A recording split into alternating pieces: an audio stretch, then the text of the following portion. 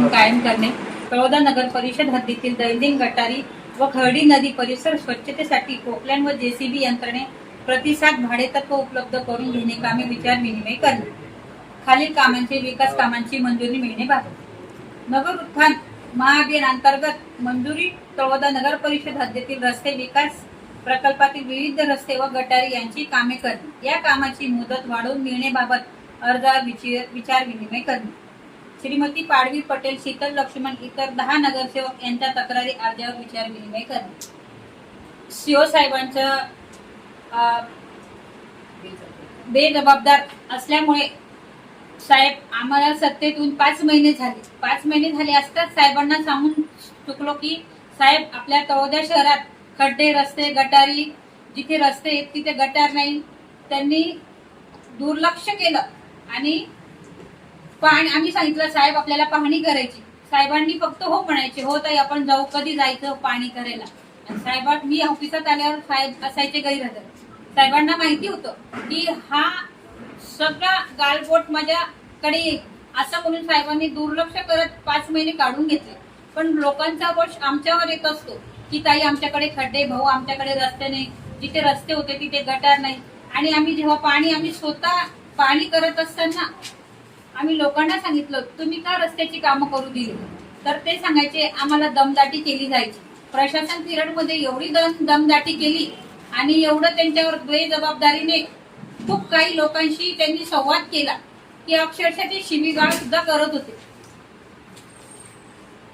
त्यामुळे लोक सांगायचे आपण 2 पाऊल मागे व्हायचं, यांना काय करायचं करू द्यायचं, पण आज आपल्या तळोदा शहराचा विकास न होता आपल्या तळोदा शहरात अगदी रस्त्यांना खड्डे, गटारी, अक्षरशः रस्त्यावर पाणी वाहतं, आता त्यांनी स्मारक चौक, राजपथ हा रस्ता 2 वर्ष न होतात, म्हणजे असं वाटतं की हा रस्ता 10 वर्षापूर्वीच केलेला आहे, त्यांना रस्त्यांना खड्डे, तडे, गटारीचं व्यवस्थित सोप नाही, रस्त्यावर पाणी, त्यामुळे आम्ही फक्त सीओ साहेबांना आज विचार विनिमय करण्यासाठी साहेबांना एवढीच आमची विनंती होती की साहेब तुम्ही दुर्लक्ष का केलं, आम्ही सत्तेत असताना साहेब अशा किती वेळेस गैरहजर आहेत, साहेब म्हणजे महिन्यात त्यांचं 8 ते 10 दिवस गैरहजर असतात, कारण मी असं ऑफिसला रोज येते. आपल्या अध्यक्षतेखाली ही 3री सर्वसाधारण सभा, ही आमची चौथी सर्वसाधारण सभेत साहेबांची अनुपस्थिती किती वेळेस होती? ही एकच पहिल्यांदाच साहेब.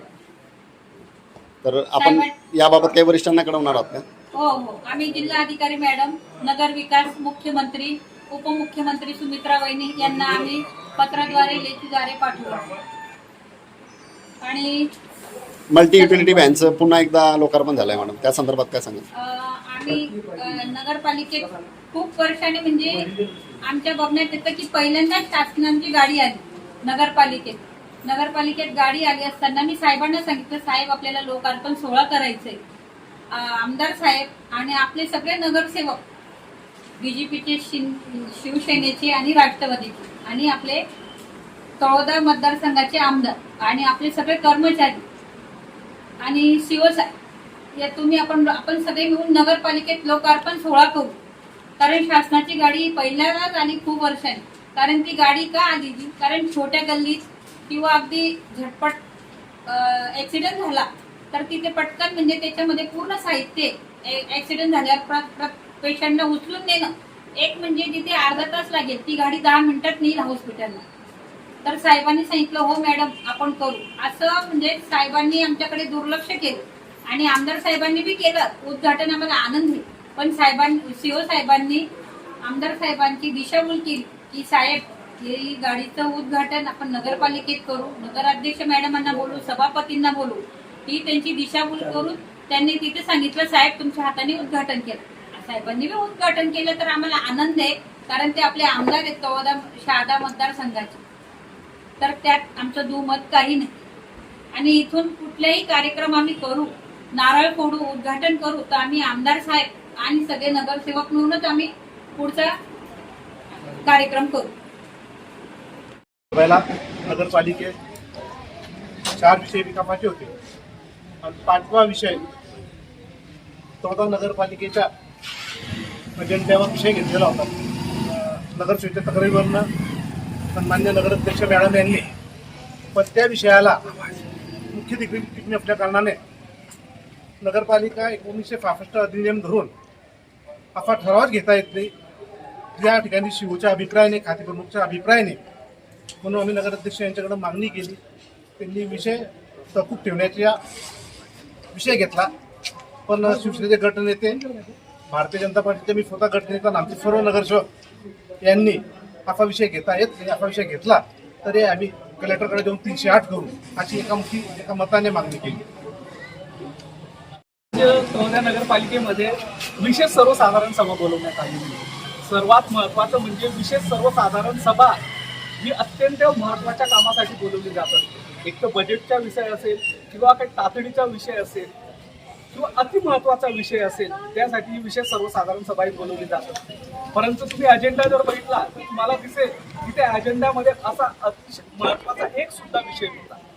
त्याच्यामुळे या विशेष सर्वसाधारण सभेला काही महत्त्वच नव्हतं. हे विषय सर्व जनरल बोर्डमध्ये घेतले गेले असते, मंजूर केले गेले असते. परंतु या विषयामध्ये, या विषयपत्रिकेमध्ये एक विषय त्यांनी घेतलेला होता की माननीय उपनगराध्यक्ष महोदया यांच्या तक्रारीवरनं विचारविनिमय करून निर्णय घेतले. अजेंडा जो त्यांचं एक आलेलं होतं त्या याच्यामध्ये त्यांनी 4-5 गोष्टीचा उल्लेख केला होता त्यांच्या तक्रारीच्या संदर्भामध्ये.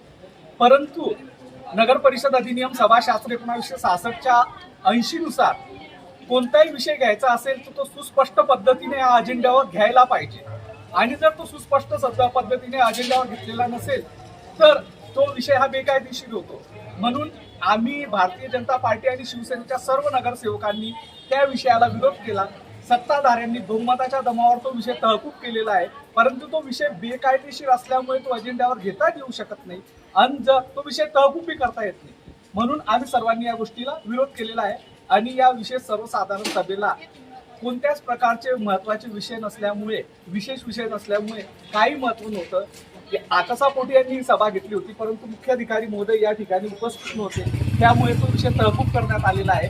आणि भारतीय जनता पार्टीच्या नगरसेवकांनी, शिवसेनेच्या सर्व नगरसेवकांनी एकमुखी या विषयाला विरोध केलेला आहे.